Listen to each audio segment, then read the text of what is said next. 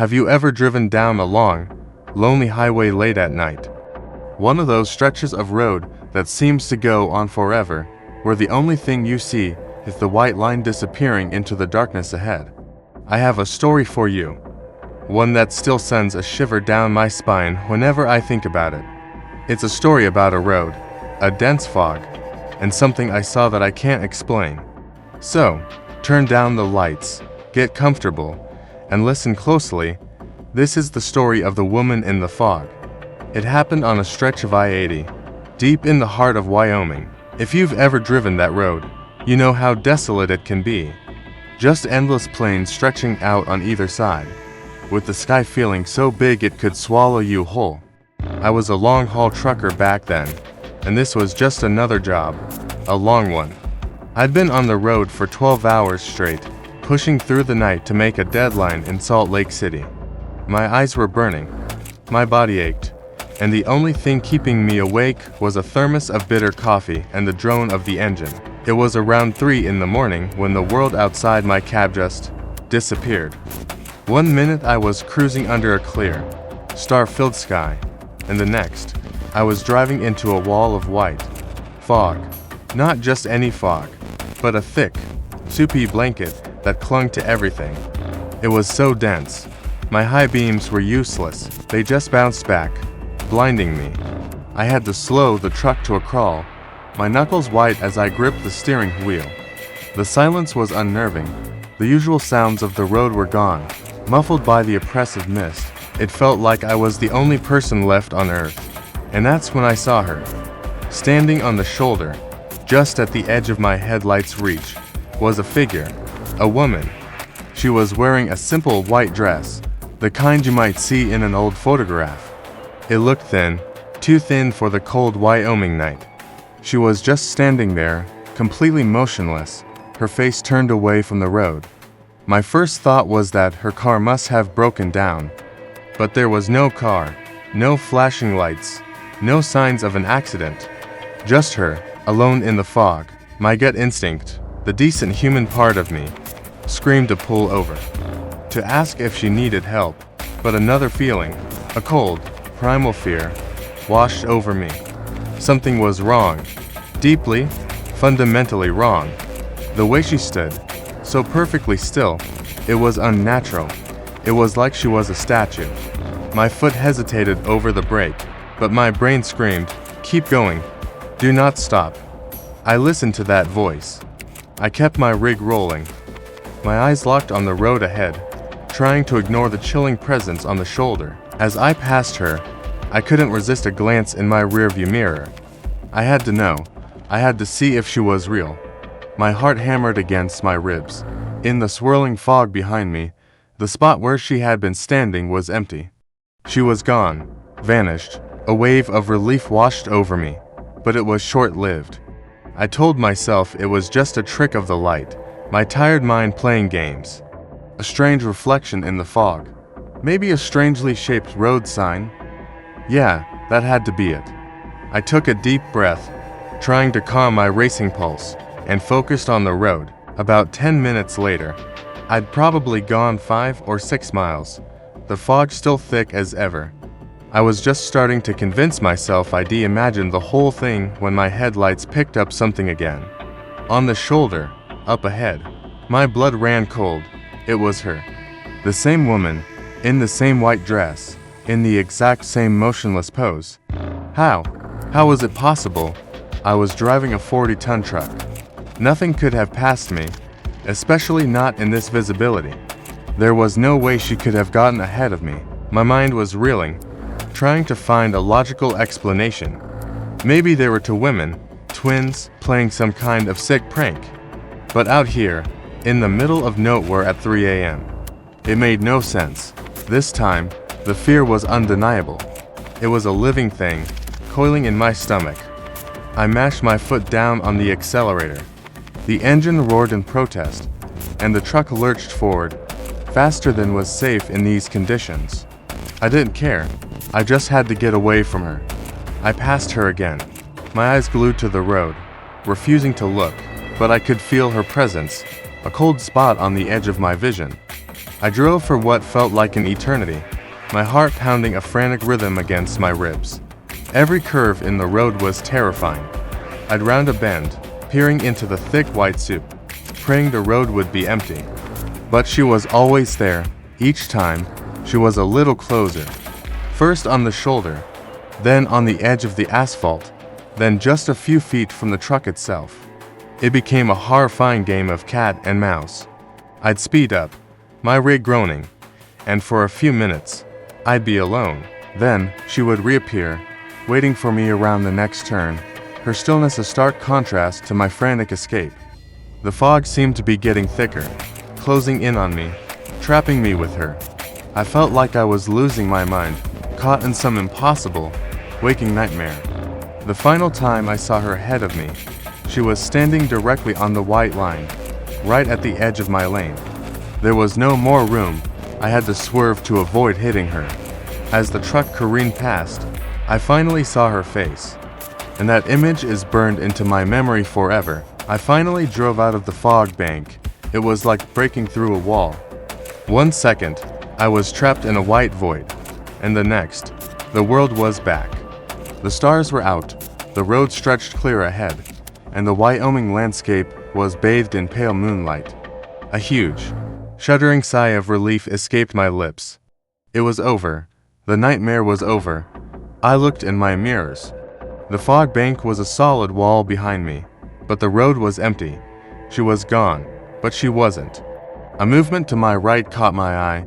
My heart stopped. Floating just outside my passenger side window, keeping pace with the truck, was the woman. Her face was inches from the glass. It was impossibly pale, like polished bone, and her eyes. They were just empty, black sockets, pure, bottomless darkness. And then, she smiled. It wasn't a friendly smile. It was a wide, lipless grin that stretched her face into a terrifying mask. I screamed, a raw, guttural sound of pure terror. She didn't try to open the door. She didn't tap on the glass. She just passed right through it, through the metal and the window, as if they weren't even there. She drifted into the cab beside me. An arctic cold instantly filled the space, so intense it felt like knives stabbing my skin.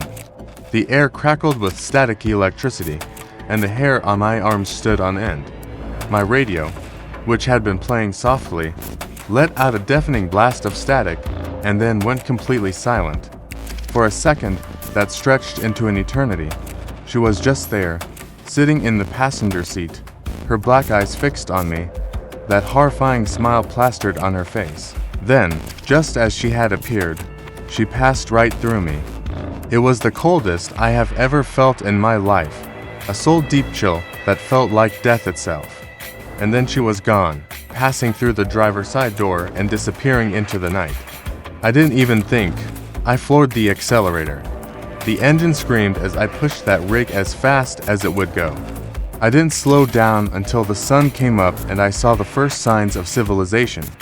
I pulled into the first truck stop I found, my hands shaking so badly I could barely turn off the ignition. I stumbled out of the cab, gasping for air, looking like I'd seen a ghost. Because I had.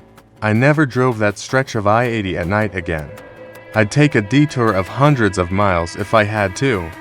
I've heard stories from other truckers since then, whispers in late-night diners about a lone woman in white on that highway.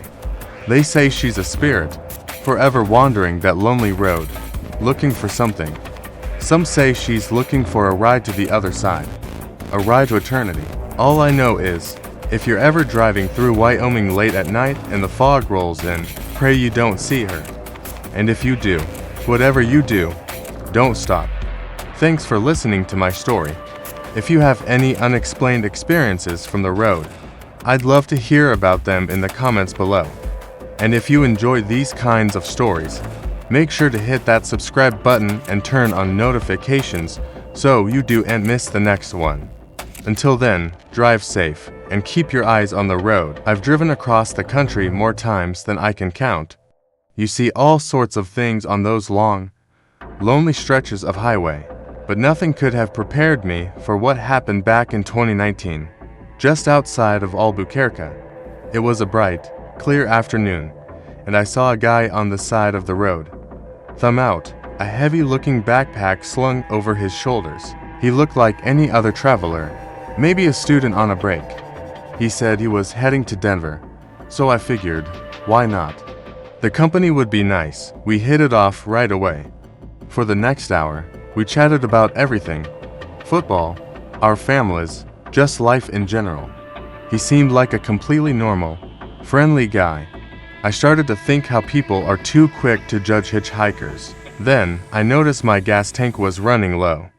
I pulled into a brightly lit gas station, telling him I'd be right back after I filled up and grabbed a coffee. I went inside, paid, and when I came back out to the car, he was gone, just vanished. I was a little confused, maybe even a bit annoyed. Did he just decide to find another ride? I looked around the gas station, but there was no sign of him. Shrugging it off as just one of those weird road trip things, I got back in my car and continued my drive toward Denver. It was strange, but I tried to put it out of my mind, cranking up the radio to fill the silence. About 50 miles down the road, the sun was starting to dip below the horizon, painting the sky in shades of orange and purple. I glanced over at the passenger seat, maybe out of habit, and my heart stopped. Every hair on my body stood on end. He was back, sitting right there. But he wasn't the same man I had picked up. His skin was a sickly, pale gray, like old parchment. His eyes, which had been so full of life just an hour before, were now vacant and glazed over, staring straight ahead into the twilight. And then I saw it, a dark, perfectly round hole, right in the center of his forehead. A cold dread, heavier than anything I've ever felt, settled over me. The air in the car grew thick and icy. He slowly turned his head to look at me, and the movement was stiff, unnatural. His lips barely moved as a raspy, ethereal whisper filled the car, a sound that seemed to come from everywhere and nowhere at once. "You shouldn't have stopped." A wave of pure terror washed over me. I slammed on the brakes, instinct taking over. The car screeched to a halt on the shoulder of the empty highway. And just as suddenly as he had appeared, he was gone again. The passenger seat was empty. I sat there for what felt like an eternity, my hands shaking so violently I could barely grip the steering wheel. My heart was pounding against my ribs like a trapped bird. I fumbled for my phone, my fingers barely working, and dialed 911. When the dispatcher answered, I poured out the story, my voice trembling and cracking. I described the man, the backpack, the conversation, and the horrifying thing I had just seen. There was a long silence on the other end of the line. I thought maybe he didn't believe me, that he thought I was crazy or drunk. When the dispatcher finally spoke, his voice was low and cautious. "Sir," he said, "I need you to listen to me very carefully. A man matching that exact description. He died on that stretch of highway. It was exactly 5 years ago. Same day, same time. They say he's always looking for someone who stops. I never pick up hitchhikers anymore, and I don't think I'll ever be able to forget that whisper in the dark." If that story gave you chills, you won't want to miss what's coming next. Make sure to hit that subscribe button and turn on notifications so you don't miss our next story. And if you enjoyed this one, please give this video a like. It really helps the channel out. Thanks for watching, and stay safe out there. Have you ever driven down a road so empty, so desolate, that you felt like you were the last person on earth? For me, that road was Route 50 in Nevada, officially nicknamed the loneliest road in America. And let me tell you, it lived up to its name, but I wasn't as alone as I thought. It was around midnight, the kind of deep, inky black that you only find far away from city lights. My truck was the only thing moving for miles, just the rumble of the engine and the two beams of my headlights cutting through the darkness. That's when I saw them, strange lights in the sky, dancing above the horizon. At first, I brushed them off. Planes, maybe, but the way they moved, it was all wrong. They'd zip across the sky, then stop dead, hanging motionless. Then they'd make these impossible 90-degree turns, faster than anything I'd ever seen. It was like they were playing, or maybe hunting. My heart started to pound a little faster. This wasn't normal. I tried to reason with myself. Satellites, weather balloons, but my gut was screaming that this was something else entirely. The desert at night can play tricks on your eyes, but this was too real, too persistent. The lights weren't going away. In fact, they seemed to be getting closer. Then, my radio, which had been silent for hours, crackled to life. But it wasn't music or a talk show. It was a series of bizarre beeps and static-filled codes. It sounded like Morse code, but distorted, alien. A cold dread started to creep up my spine.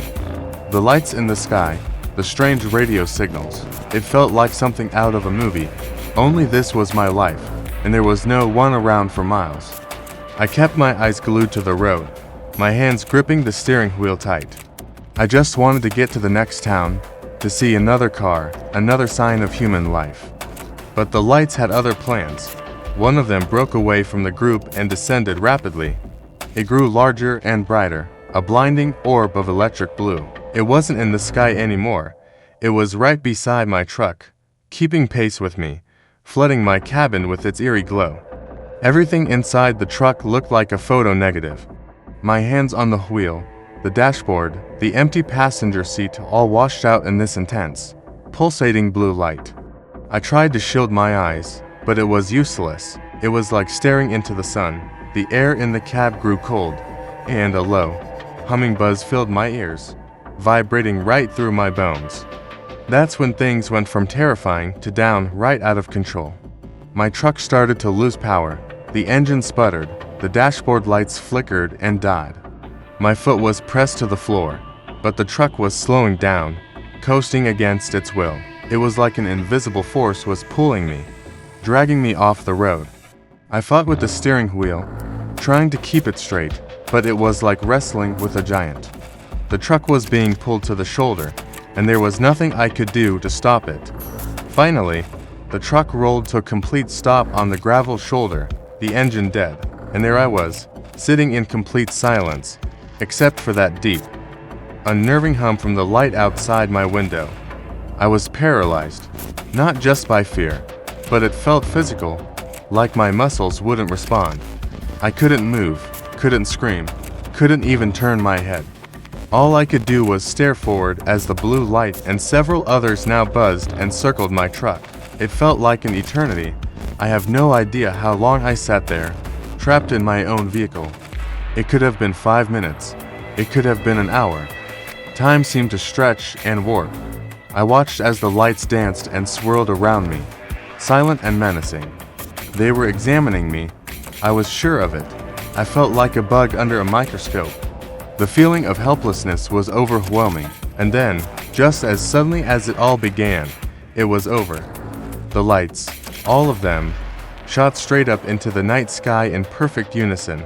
They didn't accelerate. They just went from a dead stop to gone in the blink of an eye, leaving behind a faint streak against the stars before vanishing completely. The humming stopped, the blue glow was gone.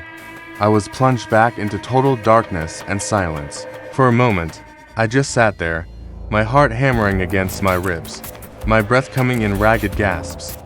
The paralysis was gone. I could move my hands, my feet. I frantically turned the key in the ignition. After a few sputters, the engine roared back to life. The headlights came on, illuminating the empty, lonely road ahead. Everything seemed normal again, but it wasn't. As my eyes adjusted, I glanced at the clock on the dashboard, and my blood ran cold. Before the truck died, it was a little after midnight. The clock now read for 17 a.m. for hours. 4 hours had passed, but to me, it felt like only a few minutes. A huge chunk of time was just gone, wiped clean. I tried to remember what happened during that time, but there was nothing. It was a complete and total blank. A black hole in my memory. I didn't wait around. I slammed the truck into gear and got out of there as fast as I could, not even daring to look in the rearview mirror. I drove through the rest of the night with a feeling of profound violation and fear. When the sun finally came up, I pulled over at the first gas station I saw, my hands still shaking. That's when I saw it. On my left forearm, there were these strange marks. They were a series of small, precise dots, almost like a puncture pattern, arranged in a perfect triangle. They didn't hurt, they weren't bleeding, but they were definitely not there before that night. I've had them ever since. They've faded a bit over the years, but they're a permanent reminder of that lost time on Route 50. I don't know what happened in those for hours. I've tried everything to remember, but it's just a void. What were those lights? What did they want? And what did they do to me? I don't have any answers. All I have is the story of a lonely road, a sky full of impossible lights, and the chilling certainty that we are not alone. What do you think happened to me out there? Have any of you ever experienced something similar? Let me know your thoughts in the comments below. If you enjoy stories about the strange and unexplained, please consider liking this video and subscribing to the channel. It helps more than you know. Thanks for listening, and stay safe out there.